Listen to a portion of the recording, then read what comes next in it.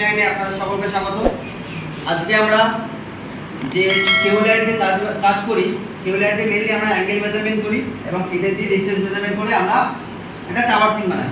টাওয়ারসিং বানানোর সময় যে কোনো টাওয়ারসিং ক্ষেত্রে যখন আমরা প্রিজমে যখন করেছিলাম, প্রিজমেট্রিক কম্পাসের ক্ষেত্রে করেছিলাম, কি করেছিলাম? A B C D। যেমন প্লটিং এর ক্ষেত্রে দেখা যাবে যে D এর সাথে এটা ঠিকঠাক করে ম্যাচ আপ করছে না, কিন্তু আমরা ফিল্ডে কাজ করেছি, ম্যাচ হয়েছে। কিন্তু যখন ড্রয়িং এর প্লটিং এর ক্ষেত্রে দেখা যাবে যে এখানে একটা এরর থাকবে। এই এররটার নাম হচ্ছে তোমার ক্লোজিং এরর। এই থেকে এই ড্যাশের মধ্যে ডিসটেন্স থেকে হচ্ছে ক্লোজিং এরর।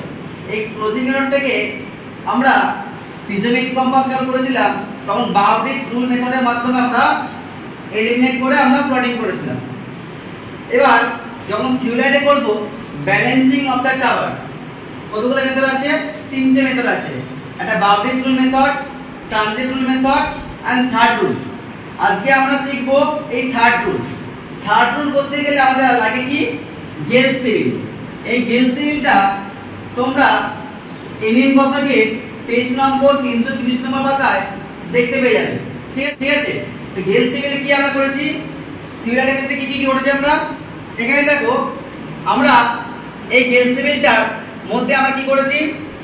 পাঁচটা পয়েন্ট মানে পাঁচটা tower A B C D এবং E, এবং এই অ্যাঙ্গেল মেজারমেন্ট করেছি ভার্নিয়ার থিওরিলাইট দিয়ে। ভার্নিয়ার থিওরিলাইটের আমাদের যে থিওরিলাইটটা ছিল তার লিস্ট কাউন্ট কত ছিল?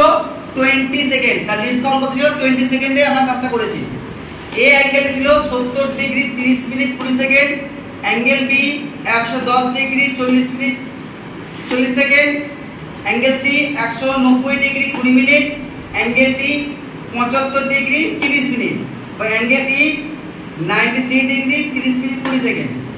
এবং AB BC CD DE EA measurement করে AB মানে 65 65, BC 140, CD 60, D 75 metre, EA 215 metre.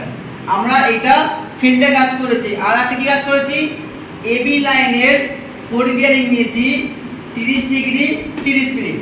এটা আমরা বাই ফিল্ডে কাজ করে দিয়েছি। এবং এবার ট্রানজিট রুলের মেথড, থার্ড রুলের মেথডের মাধ্যমে আমরা এই টোটাল গেজ টেবিলটা আমরা সলভ করব।